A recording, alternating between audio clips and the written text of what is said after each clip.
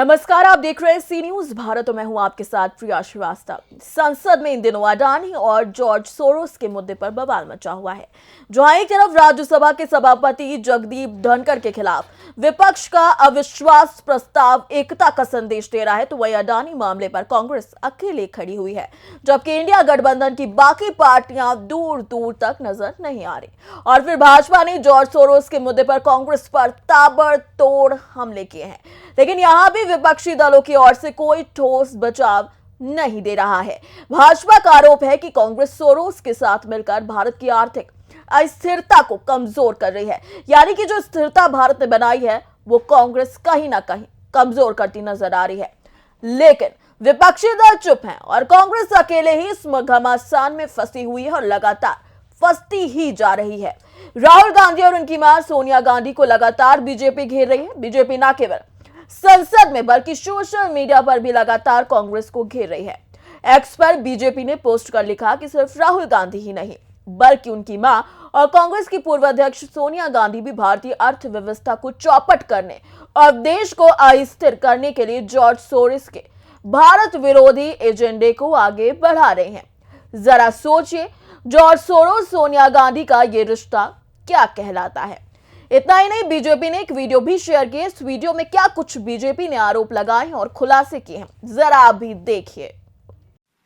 राहुल गांधी को अक्सर आपने जॉर्ज सोरोस के लोगों से मिलते देखा होगा। सोरोस के भारत विरोधी एजेंडे को राहुल गांधी द्वारा देश में फैलाते देखा होगा, लेकिन ये काम राहुल गांधी अकेले नहीं कर रहे हैं।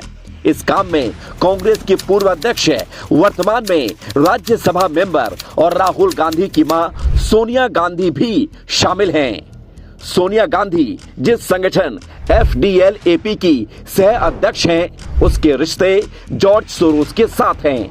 FDL-AP फाउंडेशन कश्मीर को भारत से अलग करने का समर्थन करता है। FDL-AP फाउंडेशन के हिसाब से कश्मीर को एक अलग इकाई के रूप में माना जाना चाहिए। जो संगठन भारत के टुकड़े करने की बात करता हो, जिस संगठन की फंडिंग जॉर्ज सोरोस करता हो, उसकी सह अध्यक्ष सोनिया गांधी का होना भारत विरोधियों के साथ कनेक्शन को दर्शाता है।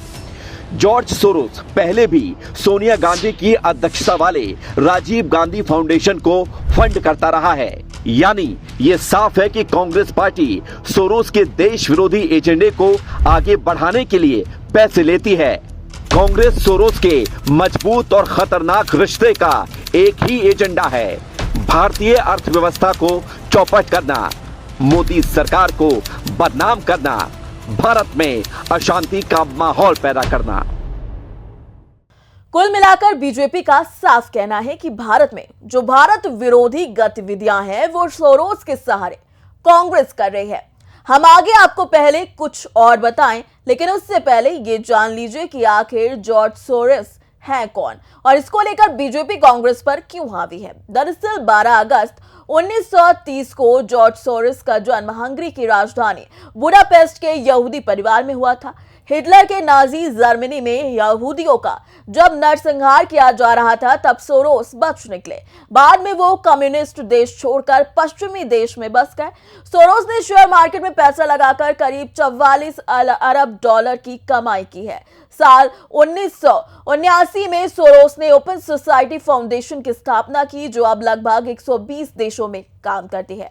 जॉर्ज सोरोस ने ओपन सोसाइटी फाउंडेशन यानी कि OSF पर भारत में सरकारी नीतियों का विरोध करने वाले NGO और एक्टिविस्ट की फंडिंग करने का आरोप उन पर हमेशा से लगता रहा है। फिर भी गांधी परिवार की एक्टिविटी इन लोगों के साथ अक्सर देखी गई है, यानी कि जो भारत विरोधी नीतियों के खिलाफ काम करता है, यानी कि जो भारत विरोधी है, उनके साथ गांधी परिवार अक्सर दिख चुका है। इसीलिए बीजेपी इस मुद्दे को लेकर हावी नजर आ रही है। वहीं ऐसा नहीं है कि जॉर्ज सोरोस पर केवल बीजेपी ही ऐसा पक्ष रखती हो, क्योंकि अब तो कांग्रेस की सहयोगी पार्टियां भी इस मुद्दे पर चुप्पी साधी हुई है या ऐसा बयान दे रहे हैं जो इशारा कर रहा है कि सोरोस का मुद्दा कहीं ना कहीं कांग्रेस पर भारी जरूर पड़ सकता है। जैसे विपक्षी कांग्रेस की प्रमुख सहयोगी समाजवादी पार्टी ने पूरे मामले से किनारा कर लिया है। समाजवादी पार्टी की सांसद डिंपल यादव ने संसद सत्र के बाद बातचीत में कहा कि पार्टी ना तो सोरोस मुद्दे के साथ है और ना ही अडानी मुद्दे के साथ। सपा चाहती है संसद लगातार चलती रहे। मैं समझती हूं कि शीतकालीन सत्र को चलाने में दोनों पक्ष के लोग सहयोग देंगे। संविधान पर चर्चा होनी है और समाजवादी पार्टी उसमें हिस्सा जरूर लेगी। अब देखा जाए तो कांग्रेस जॉर्ज सोरोस के साथ अपने रिश्तों को लेकर घिर चुकी है। भाजपा ने आरोप लगाया है कि गांधी परिवार भारत की आर्थिक अस्थिरता में सोरोस का साथ दे रहा है, जबकि विपक्षी दल भी इस मुद्दे पर चुप्पी साधे हुए हैं। इससे साफ है कि कांग्रेस के पास अपनी सफाई देने के लिए कोई ठोस जवाब नहीं है।